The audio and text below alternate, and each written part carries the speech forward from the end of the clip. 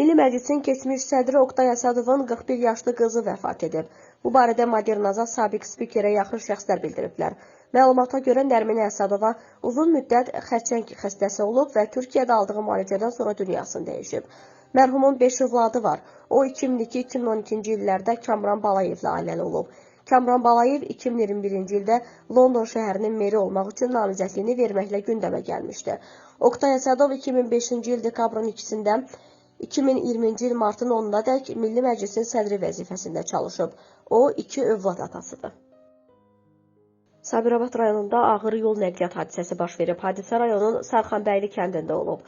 Belə ki, kənd ərazisində pambıq yığan kombayn su kanalı üzərində olan körpüdən keçərkən körpü uçub.